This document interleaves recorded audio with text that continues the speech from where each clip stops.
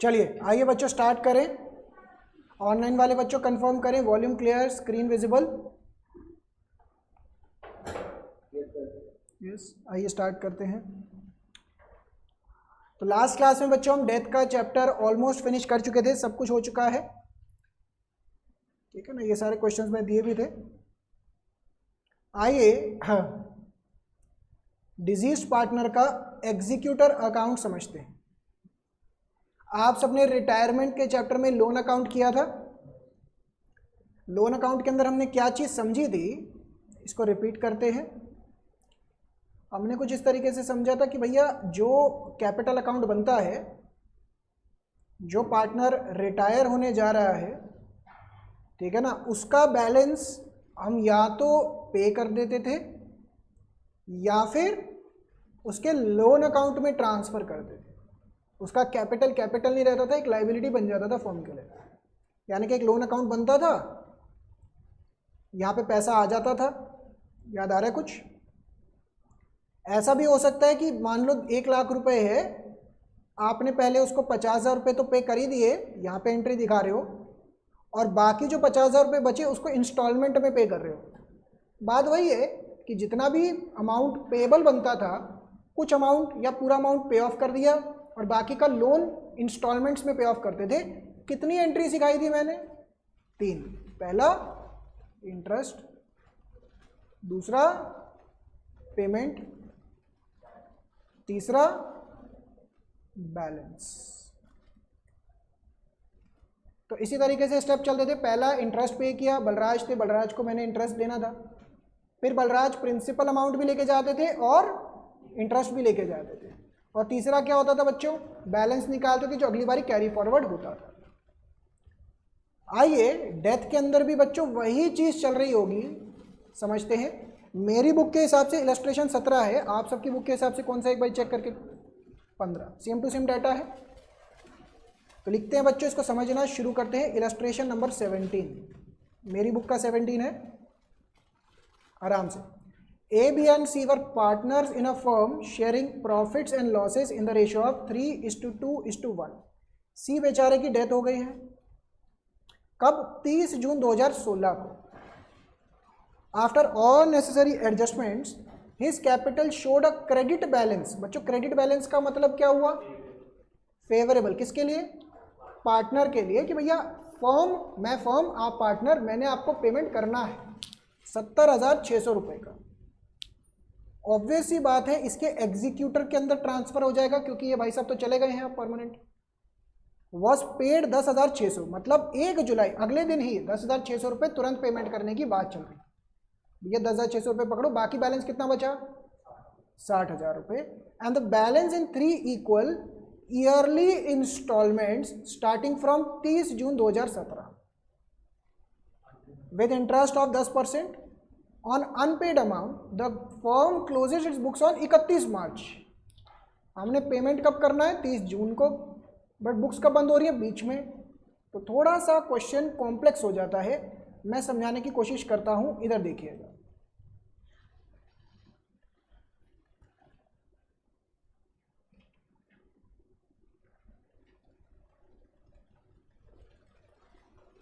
अभी क्या चल रहा है बच्चों? 16, मतलब 1/4/2016 से लेके 31 मार्च 2017, 18, 19, 20, 21। ये समझ में आई बात? अब अच्छा कह रहा है कि सर इतनी तो पेमेंट नहीं बन रही है जितना यहाँ पे आपने अकाउंट्स खोल दिए हैं, जितने साल दिखा रहे हैं आप। अब इसको समझो। अब हो क्या रहा है? डेथ कब हो रही है? 30/6/2016 को,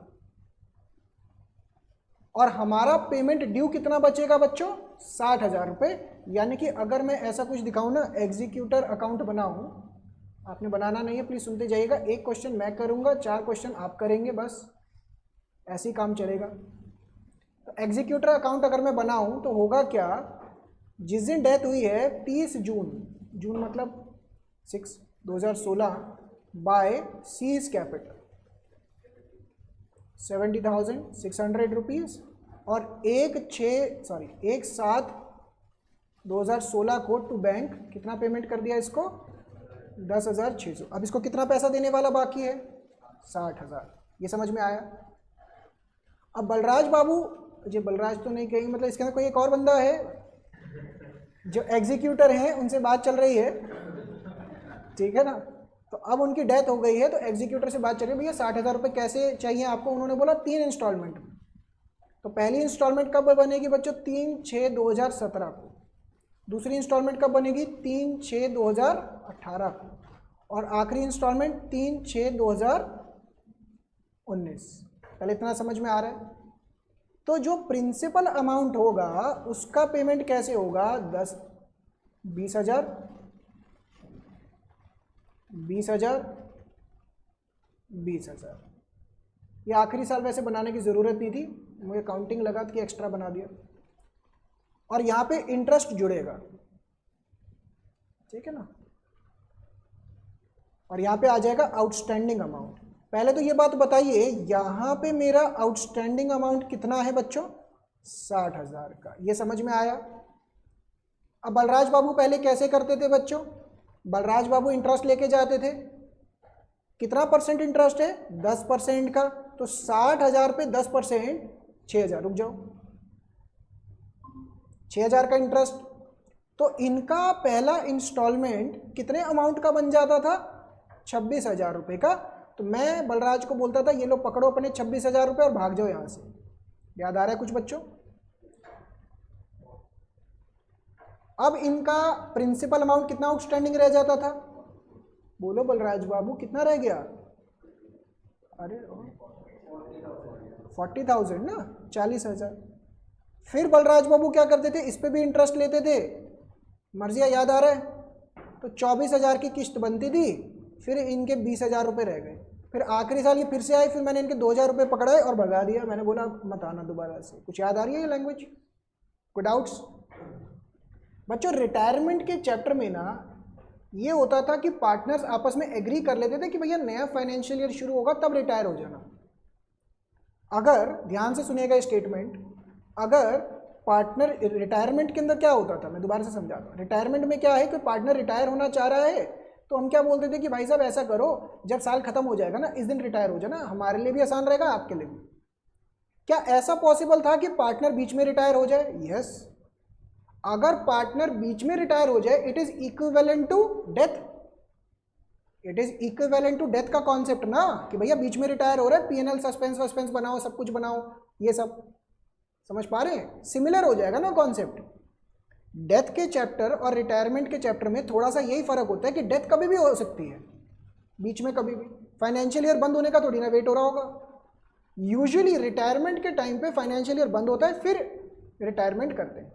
बट ऐसा भी हो सकता है कि अगर बीच में डेथ हो रही है, कभी पार्टनर जिद पे अड़ गया, बलराज कह रहे नहीं मैं नहीं रुकूंगा, मेरे को जाना ही जाना है, तो रिटायरमेंट बीच में भी हो सकती है। अगर रिटायरमेंट बीच में हो रही है वो केस सेम या सिमिलर हो जाएगा टू डेथ। क्या समझ में आ रही है बात? तो जो मैंने डेथ के चैप्टर में पढ़ाया सब कुछ सेम रहेगा, बस वहां पे एग्जीक्यूटर नहीं बनेगा, बाकी सब कुछ सेम है। कोई डाउट? अब बच्चों हो क्या रहा है यहाँ पे, दिक्कत क्या आ रही है? यहाँ पे दिक्कत ये आ रही है कि भाई साहब की डेथ हो गई है बीच में।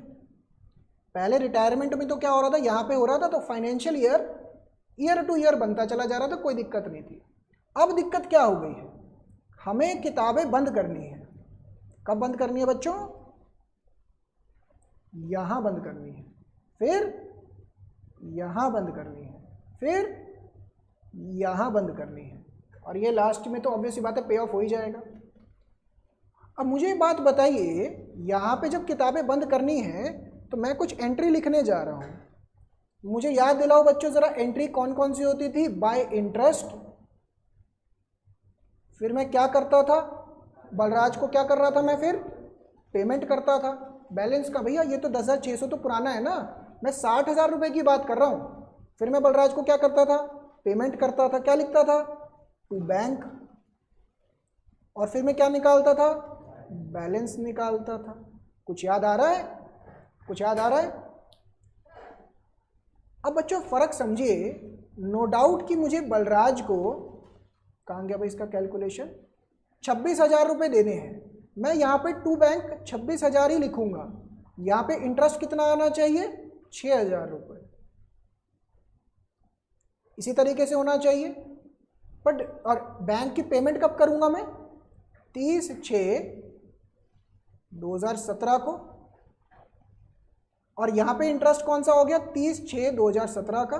यहां तक कोई दिक्कत? यहां तक सभी को समझ में आता है? कोई डाउट्स तो नहीं? बट बच्चों प्रॉब्लम क्या हो रही है? प्रॉब्लम ये हो रही है कि बीच में किताबें बंद भी हो रही हैं। देखो ना, यहां पे समझिए, हम अकाउंटिंग कर रहे हैं, अकाउंटिंग कर रहे हैं, बलराज की पेमेंट बन रही थी, बट अकाउंट्स बंद हो गए बीच में। तो बेसिकली ये जो इंटरेस्ट का अमाउंट है, आपको दिख नहीं रहा कि पेमेंट तो मेरी बाद में ही होगी, बट ये इंटरेस्ट का अमाउंट 2 हिस्सों में स्प्लिट हो गया। 9 महीने का इंटरेस्ट पिछले फाइनेंशियल ईयर का खर्चा बुक हो जाएगा, और 3 महीने का इंटरेस्ट अगले फाइनेंशियल ईयर में बुक होगा। क्या ये लॉजिक गया दिमाग में, या इसको रिपीट करूं? क्या ये गया लॉजिक दिमाग में, या रिपीट करूं? अब बच्चों मुझे ये बात बताओ, यहां पे जब मैं इसकी अकाउंटिंग करूंगा, ये इंटरेस्ट को मुझे 2 हिस्सों में स्प्लिट करना है। तो मैंने इसको हटाया, तारीख को मैंने इसको 2 हिस्सों में स्प्लिट किया। मैंने कैसे किया? 60,000 का 10% का 9/12, और दूसरा मैंने स्प्लिट किया बाय इंटरेस्ट 60,000 का 10% का 3/12। तो कितना कितना हो जाएगा बच्चों? 4,500 और 1,500। बताओ मैंने स्प्लिट क्यों किया? क्योंकि किताबें बीच में बंद हो रही हैं। अब जब किताबें बंद हो रही होंगी तो कब बंद होती होंगी बच्चों? 31 मार्च 2017 को। यहां पे जब किताबें बंद हो रही होंगी तो क्या हो रहा होगा? 31 मार्च 2017 को। क्या लिखूंगा मैं? To balance carried down. कितना बैलेंस हो जाएगा बच्चों? 64,500। और यहां पे आ जाएगा 1 अप्रैल 2017 को बाय बैलेंस ब्रॉट डाउन 64,500। ये पहले क्यों नहीं करते थे बच्चों? हम पहले इसलिए नहीं करते थे क्योंकि रिटायरमेंट के टाइम पे बंदे को बोलते थे तो क्यों टेंशन दे रहे इतनी हमें, तो भी आराम से जी, हमें भी जीने दे। रिटायरमेंट ही उसके पहले दिन करा देते तो पूरा फाइनेंशियल ईयर जाता था। अब क्या प्रॉब्लम आ रही है? अब ये प्रॉब्लम आ रही है, बीच में किताबें रेड लाइन, किताबें क्या हो रही है बच्चों? बंद हो रही हैं। किताबें क्या हो रही है? बंद हो रही हैं। तो वो 6,000 रुपये 2 पार्ट्स में स्प्लिट अप हो रहा है। बलराज को मैंने 26,000 ही देने हैं, इसी तारीख को देने हैं। नया पार्ट क्या आ गया? पहला पॉइंट, इंटरेस्ट स्प्लिट हो गया। ये ऑब्जर्व हो रहा है आपको? इंटरेस्ट स्प्लिट होता हुआ। दूसरा पॉइंट मैंने आपको पहले रटवा रखा था कि पहला दूसरा तीसरा, पहला दूसरा तीसरा। अब इसके अंदर दूसरा पॉइंट नया क्या आ रहा है कि भैया ये बैलेंस अलग से निकालना पड़ेगा, फिर पेमेंट बनेगा। और यहां पे बैलेंस नहीं निकलेगा। बताओ यहां पे बैलेंस क्यों नहीं निकाला मैंने अभी? क्योंकि अभी किताबें बंद थोड़ी ना हुई है। किताबें, अब देखो ना, आप ये ग्राफ के अंदर कहां पे पहुंच गए हैं? आप पहुंच गए हैं यहाँ जाते जाते जाते यहां पे पहुंच चुके हैं। किताबें कब बंद होंगी? जाके यहां पे। आप समझ पा रहे हो ये चीज? तो अभी यहां पे किताबें तो बंद कर दी मैंने, उसका मैंने स्प्लिट करके दिखाया 9:3। यूजुअली आपके लेवल पे 9:3 या मैक्सिमम 6:6 या 3:9 ऐसे ही रेशो बैठ सकता है। मतलब आपकी लेवल पे, 12th के लेवल पे यूजुअली 3 समय पे इंसान मर सकता है, या तो 30 जून को, या फिर 1 सितंबर, या फिर 1 जनवरी, क्योंकि उससे रेशो सेम रहता है। अदरवाइज प्रैक्टिकली डेट्स के हिसाब से निकलता है, वो प्रोपोर्शनेट डेज के हिसाब से भी काउंट हो सकता है। क्या ये लॉजिक गया दिमाग में? अब मैं यहाँ पे पहुँच गया हूँ। मैंने बलराज को कितना पैसा पकड़ा दिया? 20,000 रुपये। 6,000 का इंटरेस्ट दे चुके हैं। देखो आपको दिख रहा है कैसे? 6,000 का इंटरेस्ट, 4,500 और 1,500, 6,000 हो गया। 26,000 की किस्त जा चुकी है। अब मैंने बलराज के एग्जीक्यूटर को कितना पैसा देना है? 40,000। अब 40,000 देना रह गया ना। फिर से बच्चों वही अकाउंटिंग, पहली एंट्री, दूसरी एंट्री, तीसरी एंट्री। अब ध्यान से दोबारा से,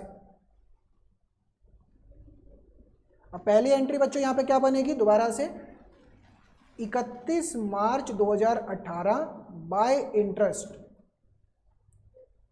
और मैं अपने हिसाब से समझा रहा हूँ, आप कोई और तरीके से भी याद कर सकते हैं, कोई बड़ी बात नहीं है। फिर मैंने लिखा 30/6/2018 बाय इंटरेस्ट। ये 2 बारी क्यों लिखा? क्योंकि पहली एंट्री को मैंने स्प्लिट कर दिया। बताओ ये 4000 को किस रेशो में स्प्लिट करेंगे? 9:3, दैट इज 3:1। या फिर लंबी कैलकुलेशन समझना है, लंबी कैलकुलेशन भी कर सकते हैं आप, बात एक ही है। तो कितना हो जाएगा? 3000 यहाँ, 1000 यहाँ। पहली एंट्री समझ में आई? अच्छा, फिर दूसरी एंट्री मैंने क्या बोला था? बैलेंस निकालना है, तो मैंने बैलेंस निकाला पहला। दूसरा एंट्री 31/3/2018। अब यहाँ पे ना मैंने बहुत बारी ऑब्जर्व किया, बच्चे को डेट्स की बहुत दिक्कत रहती है, कहाँ पे कौन सी डेट आ रही है। उसके लिए टाइम ग्राफ आपका सबसे बेस्ट रहेगा कि अभी मैं यहाँ से पहुँच के यहाँ पे पहुँचा हूँ, फिर मैं क्लोजिंग करने के बाद यहाँ पहुँचूँगा, तो यहाँ पे क्या डेट आ जाएगी? यहाँ पे क्या आ जाएगा? 43,000। और यही बैलेंस सेकेंड एंट्री में नीचे चला जाएगा 1/4/2018 को बाय बैलेंस ब्रॉट डाउन 43,000। फिर मैंने बलराज को कितनी पेमेंट करी थी बच्चों? बोलो बच्चों, कितनी पेमेंट कर रहा हूँ बलराज को? 24,000। तो यहाँ पे हो जाएगा 30/6/2018 को टू बैंक 24,000। क्या ये तीनों एंट्री गई दिमाग में? तो मैंने थोड़ा सा सीक्वेंस चेंज कर दिया, वही 3 एंट्री ही हो रही है। मर्जिया समझ में आ रहा है? आप ये देखो ना, टोटल इंटरेस्ट कितने का था? 4000 का। 4000 था ना, ये तो समझ में आया ना 4000, या इसमें भी डाउट है? अब ये 12 महीने का था,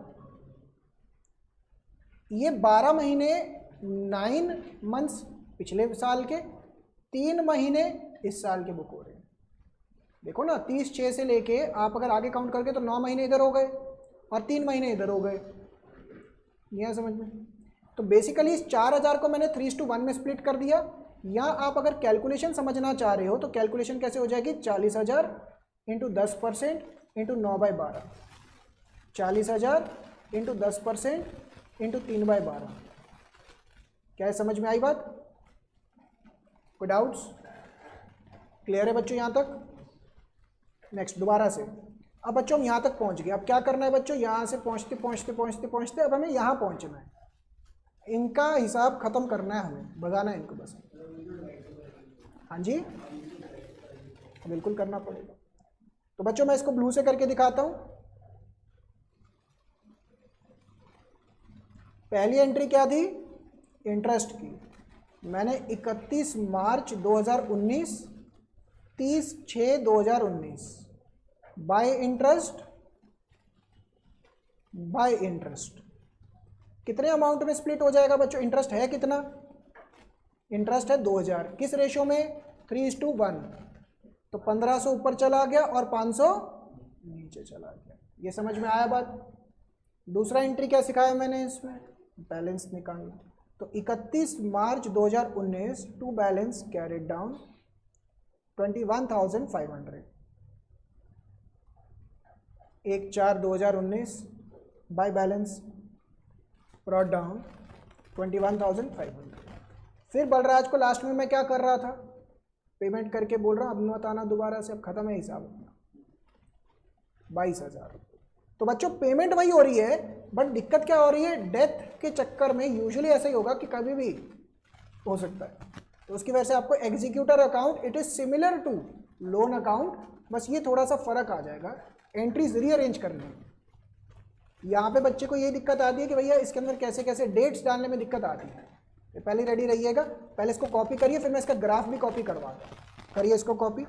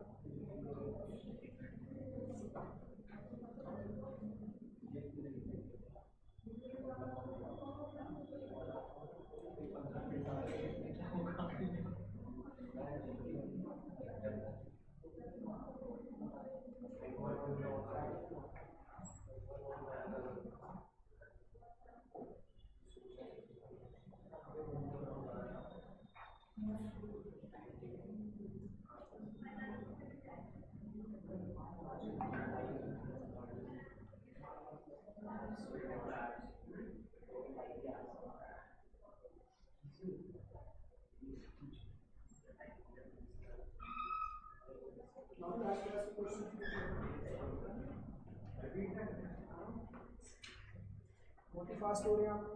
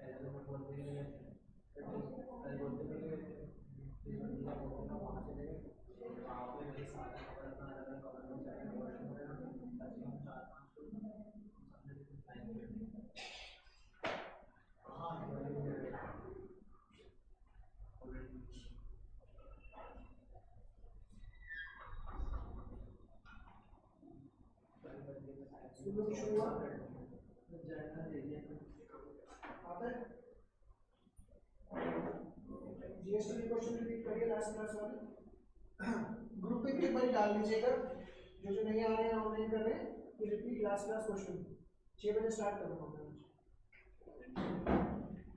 ओके ये वाला क्या हो गया बलराज? मैं पूछ रहा हूँ क्या बोला क्या आपने?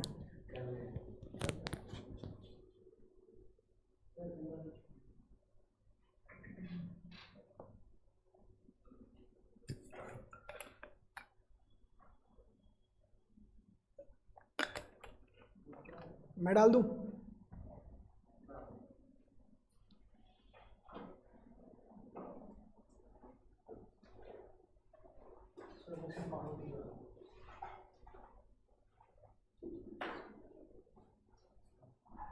हो गया कॉपी? बलराज बाबू कॉपी भी नहीं हो रहा क्या? कॉपी में भूल जा रहे हैं आप? अपने आप क्वेश्चन कैसे होगा आपका?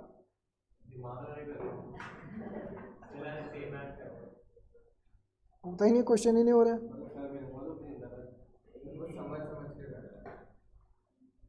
मर्जी हो गया? अक्षय डन करो।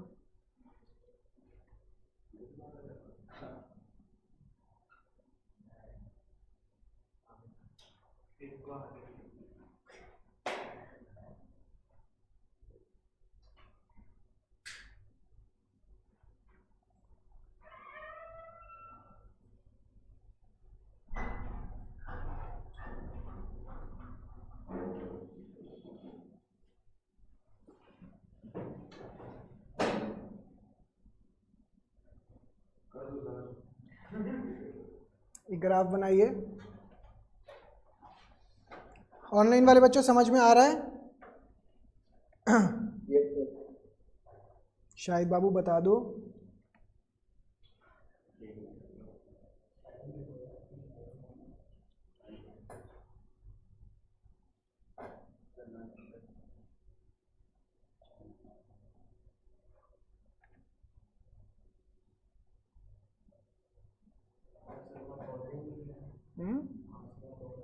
पता नहीं क्या कर रहे हैं, ये लग रहा है आजकल ज़्यादा मस्ती में है ये, बहुत छुट्टियां मारने लग गए।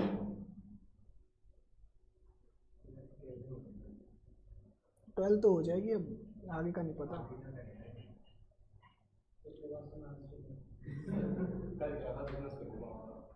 हाँ नहीं नहीं सही है।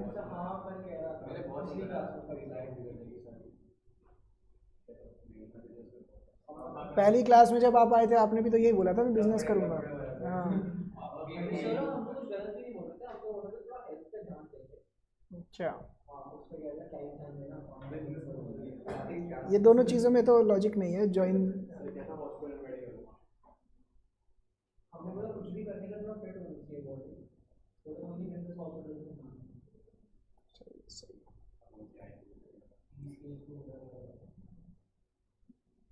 मैं कह रहा हूँ बास्केटबॉल का प्लान बनाते किसी दिन।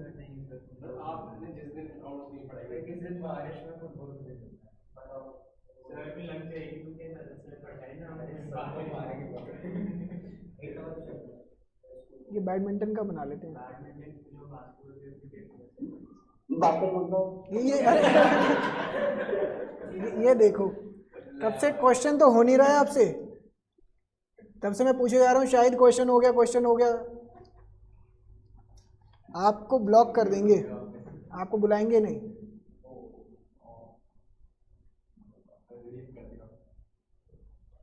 चलिए डन, ये हो गया।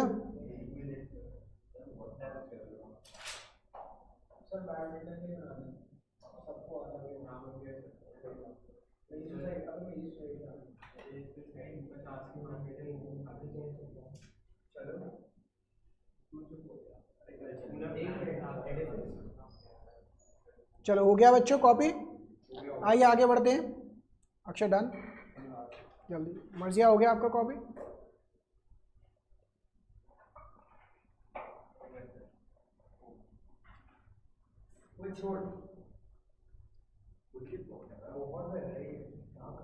चलो इधर फोकस करिए।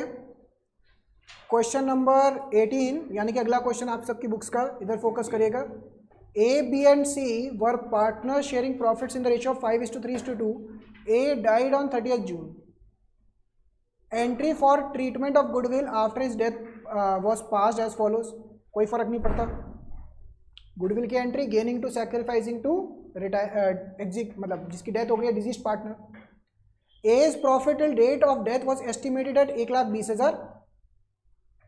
तो बच्चों अगर प्रॉफिट हो रहा है पॉइंट नंबर 1 और प्रॉफिट शेयरिंग रेशियो में कोई चेंज नहीं है तो केस नंबर सी होता था, that is P&L suspense to as capital. समझ में आया ही है। Final dues payable to as executor on the date of his death was 8,40,000। तो ए के एग्जीक्यूटर को हमें कितना पे करना था? 8,40,000। Out of which 2,40,000 was paid immediately by giving him furniture valued for the same. तो बच्चों यहाँ पे देखिए ए का कैपिटल आया, टू फर्नीचर 2,40,000। अब बलराज को कितना पैसा देने वाला रह गया? 6 लाख रुपए। ये समझ में आई बात? Balance was to be paid in 3 equal annual instalment starting from 30 June 2020। इसका मतलब हर बारी हम उसको 2-2 लाख का इंस्टॉलमेंट पे करेंगे और interest rates as specified in section 37 of Indian Partnership Act 1932। ये वाला आपको सेक्शन पता होना चाहिए, ये वाला भी आपके सिलेबस में है। इसके हिसाब से आपका 6% का इंटरेस्ट रेट रहता है। ये सेक्शन क्या बोलता है मैं बताता हूँ, बट उससे पहले क्या ये क्वेश्चन सेम टू सेम नहीं हो गया? बिल्कुल। आप इस चीज़ को समझिए, यहाँ पे बस मैं अगर थोड़े चेंजेस करूँ,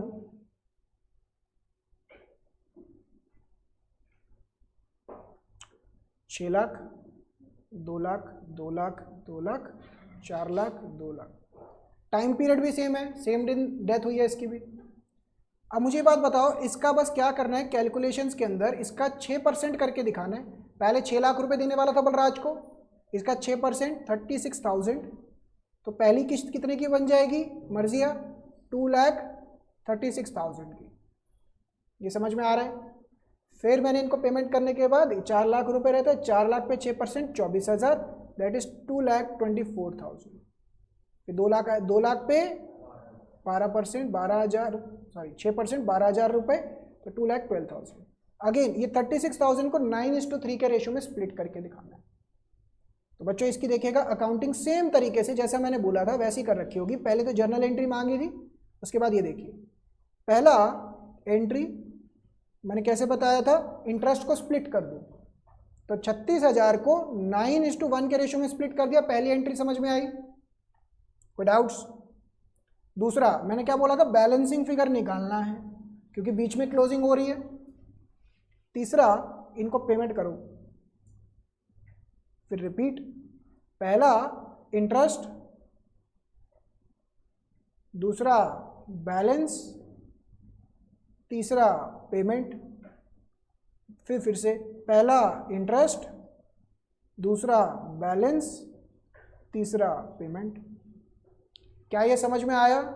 तो ये वाला क्वेश्चन अभी मैं आप सबको करने के लिए देता हूँ, इसके अलावा अनसॉल्व भी देता हूँ, पर उसको करने से पहले ये आखिरी के 2 टॉपिक है, आज इसको भी करके खत्म करते हैं। Adjustment of capital by opening current account, nothing new. आप चेंज इन पीएसआर, ध्यान से सुनिए, एडमिशन, रिटायरमेंट, तीनों चैप्टर में कैपिटल एडजस्टमेंट किया था, याद है आपको, अलग अलग केसेस थे। अब इन कैपिटल एडजस्टमेंट्स में होता क्या था कि जो भी पहला था टोटल कैपिटल निकालते थे, न्यू पीएसआर में डिस्ट्रीब्यूट करते थे, जो भी डेफिसिट या सरप्लस होता था वो लेना देना कर लेते थे, किसके थ्रू, कैश या करंट के थ्रू। तो यहाँ पे क्या बोल रहे हैं, करंट अकाउंट के थ्रू करना है, तो नथिंग न्यू, ये आप कर लेंगे हैंडल, इसके अंदर मैं कोई बात नहीं कर रहा, this is just like retirement, nothing new. क्या ये हो पाएगा हैंडल? बिल्कुल हो जाएगा। बट आखिरी में बच्चों एक सेक्शन आता है जो आपके सिलेबस में, that is section 37 of Indian Partnership Act 1932, ये वाला हिस्सा आपने करना है। तो इसको ऐसा करो, बुक्स ही ओपन करो, बुक्स में ही मार्क करवाता हूँ। रजिस्टर में ना जहाँ पे आप नोट्स बना ले वहाँ पे लिख लेना also refer note, also refer, register में लिख लेना section 37 of Indian Partnership Act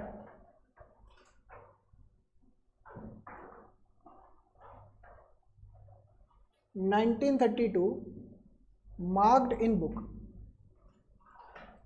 ये जरूर करके जाना है, इसके अंदर 1 मार्कर भी पूछा जा सकता है, 1 मार्कर जितना भी आ सकता है, सेक्शन नंबर भी याद होना चाहिए।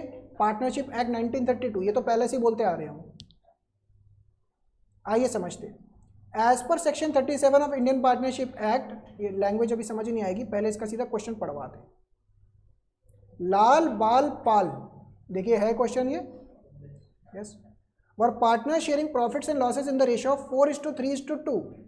पाल की बेचारे की डेथ हो गई 1 July 2022, on which date the capital of Lal Bal Pal after all necessary adjustment was 75,000, 65,000, 45,000।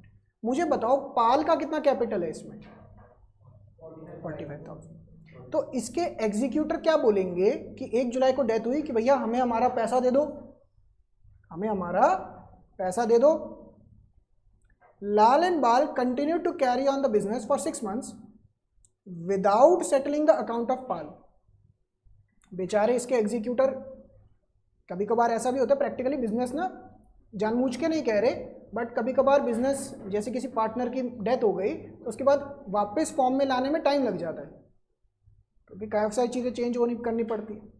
तो 6 महीने निकल गए, काम चल रहा है, अभी अकाउंट सेटल नहीं हुआ पाल का। During the period of 6 months ended 31 December 2022, a profit of 50,000 is earned by the firm। अब state which of the 2 options available with Pal's executor under section 37। भैया सेक्शन 37 क्या बोलता है, as per section 37 of Indian Partnership Act, in full or part amount of outgoing partner still remains to be paid. क्या मतलब, जो partner outgoing है, outgoing का मतलब रिटायरमेंट भी हो सकता है, डेथ भी हो सकता है, टेम्पररी गया है मतलब या दुनिया को छोड़ के गया, दोनों चीज़ें आउटगोइंग है। तो आउटगोइंग पार्टनर का चाहे थोड़ा सा हिस्सा हो चाहे पूरा हिस्सा हो, देन फिर उसको ए बी इन दोनों में से कुछ हिस्सा एक्स्ट्रा भी मिलेगा। ए क्या कहता है, he will be entitled to interest or share of profit if it is mutual. ये मतलब ये लीगल लैंग्वेज को छोड़िए, ये समझे। He will be entitled to interest, या तो वो इंटरेस्ट लेगा या फिर प्रॉफिट लेगा। इंटरेस्ट कितने परसेंट पे लेगा, 6% के हिसाब से, जितना भी उसका बैलेंस रह गया उस पर 6%। तो पाल के एग्जीक्यूटर आएंगे, वो कहेंगे भाई साहब 45,000 देना था, 6 महीना निकल चुका है, हमें 6% का इंटरेस्ट दो, मिनिमम है 6%। अगर इसके बियॉन्ड एग्री कर रखा है वो तो बात ही अलग है। The share in profit earned proportionate to his amount outstanding to the capital, क्या बोल दिया। या फिर या तो वो कहेंगे कि हमें 1,350 रुपये दो इंटरेस्ट के, या फिर जितना आपने प्रॉफिट कमाया, कितना प्रॉफिट कमाया बच्चों, 50,000, इसका कुछ प्रपोर्शन दो, 50,000 रुपये का कुछ प्रपोर्शन दो। अब बच्चों ये 50,000 रुपये को हमें पाल को प्रपोर्शनेट करना है, कोई ना कोई तो बेसिस लेंगे। बच्चा कहता है कि सर प्रॉफिट शेयरिंग रेशियो ले सकते हैं, और भी कोई तरीका हो सकता है, बट लॉ ये बोलता है, लॉ कहता है कि ये जो प्रपोर्शनेट करना है ये कैपिटल के रेशियो में करना है। मुझे बताओ टोटल कैपिटल कितना हो गया, 1,85,000, और उसमें से पाल का हिस्सा कितना है, 45। तो बेसिकली पाल का हिस्सा कितना हो गया, 50,000 का 45:185। अब दोबारा से लैंग्वेज पढ़िए, लॉ में क्या लिखा है। पहला इंटरेस्ट दो, या फिर share in profit earn proportionate to his amount of outstanding total capital, उसका कैपिटल का प्रोपोर्शनेट कर दो। तो बच्चा जब पढ़ता है ना, पता नहीं क्या क्या फॉर्मूला बना रखे हैं, इतना मुश्किल है, कुछ नहीं है। या तो इंटरेस्ट दो 6% के हिसाब से, टाइम का ऑब्वियस बात है प्रोपोर्शनेट होगा, या जितना प्रॉफिट कमाया उसको कैपिटल के रेशियो में कर दीजिए। वो कितना निकल के आया, 45:185, सिंपल। कोई डाउट्स, क्लियर ये बात। और मुझे बताओ अगर आप पाल के एग्जीक्यूटर होते कौन सा ऑप्शन सेलेक्ट करते दोनों में से, दूसरा, क्योंकि इसके अंदर ये ज़्यादा आ रहा है। अगर ऑप्शन 1 में ज़्यादा आ रहा था तो वो सिलेक्ट करते। नहीं, एग्जीक्यूटर के पास होगा, क्योंकि भाई एग्जीक्यूटर अपना पैसा नहीं मिल रहा है ना एग्जीक्यूटर को। Executor has a choice to get either of the following. हाँ हाँ, समझ में आया बच्चों, सिंपल। तो इसको मार्क कर लीजिए, आपकी बुक में सेक्शन 37, इसका क्वेश्चन भी मार्क कर लीजिए। ऑनलाइन वाले बच्चों क्या ये समझ में आया? दिखाना मुझे बुक। नई बुक के हिसाब से आप मुझे कौन कौन से क्वेश्चन करके दिखाएंगे बच्चों आज? इलस्ट्रेशन, ये क्या है भाई, इलस्ट्रेशन 16, 17 में क्या है? 17 में तो कुछ नहीं, 16, 19 अनसॉल्व्ड के अंदर। लास्ट क्लास में कौन सा किया था अनसॉल्व्ड का?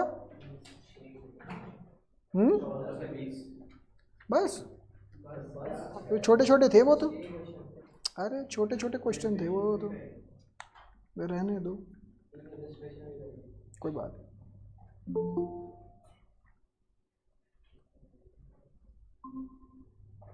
अनसॉल्व्ड के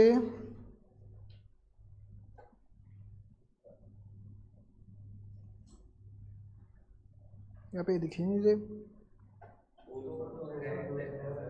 अरे एक मिनट रुको, बढ़िया है ना, आप अपने कंपटीशन से आगे निकलेंगे। मुझे बात बताओ मनवीर, जिम में कम लोग आते हैं तो आप जिम जाना बंद कर देते हैं? पसंद ही नहीं है जिम? खाली होता है ना, मेरे को भी पसंद ही है क्लास जब खाली होती है। बस आज आराम से बैठ के सोच लो आप क्या बोलना चाह रहे हो मनवीर, आप सोच लो पहले। मैं तो ये कह रहा हूँ ये क्वेश्चन करने हैं बैठ के।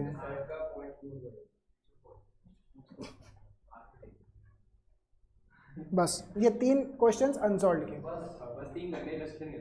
इलस्ट्रेशन 16, 19 और 25, 27, 28। स्टार्ट करिए।